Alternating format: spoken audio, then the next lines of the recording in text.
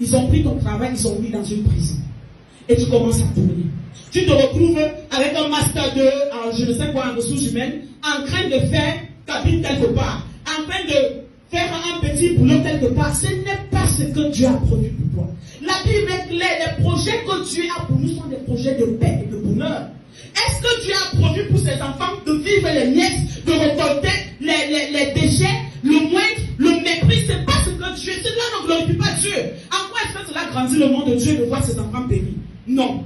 Mais c'est la mission première du diable. Et dès qu'il arrive à installer ce doute en toi, au point où tu n'arrives plus à recevoir de ton Père, il a tué ta destinée. Tu commences plutôt à être attiré par des choses qui vont t'éloigner davantage de ce Dieu. Tu commences à dire qu'en fait, peut-être c'est ça mon destin. Enfin, j'ai souvent l'habitude d'entendre souvent les gens dire que tout ce que Dieu fait est bon. Bien aimé, la volonté de Dieu, ce n'est pas que dans le mal. La volonté de Dieu, ce n'est pas que tu sois toujours en train de recevoir des petites choses. Les miettes, ce n'est pas ça la volonté de Dieu. Et les gens commencent à se contenter de ça.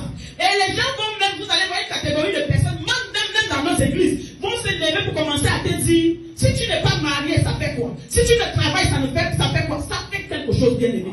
Ça fait quelque chose, c'est un problème. Parce que Dieu a donné, il a dit à l'homme, il n'est pas bon que l'homme soit seul. Mais pourquoi toi, tu vas venir me dire que si je ne suis pas marié, ça fait quoi? Ça fait quelque chose. Et c'est un problème. Ça cause le déséquilibre dans ma vie. Parce que j'ai besoin, Dieu savait que si l'homme était seul, il était déséquilibré. Il fallait qu'il y ait encore une aide. Quelqu'un sur qui il peut aussi s'appuyer, sur qui il peut compter pour pouvoir avancer. Donc tu ne peux pas me dire que si je n'ai pas encore tel travail ou tel poste, ça fait quoi? Ça fait quelque chose. Parce que ce n'est pas ce que Dieu a prévu pour nous. Ce n'est pas le plan de Dieu. Apprenons à refuser certaines situations dans nos vies. Quand une situation s'amène vers toi et que tu regardes, tu dis non, ça, ce n'est pas mon histoire. Ce n'est pas mon destin. Ce n'est pas le plan de Dieu. Mais nous avons appris à normaliser des choses. Au point où nous trouvons que c'est juste, c'est bon, c'est ce que Dieu a voulu, c'est ce que Dieu a prévu pour moi. Est-ce que tu t'es assis un jour, tu as posé la question à Dieu, qu'est-ce que tu as réellement produit pour moi? Quel est réellement mon destin? Quelle est réellement ma mission sur cette terre? Quel est mon plan? Quelle est ma feuille de route? On s'hasarde comme ça. Et beaucoup sont en train d'opérer là où ils ne devaient pas opérer. Ils sont en train d'évoluer là où ils ne devaient pas évoluer. Ils appellent ça l'évolution.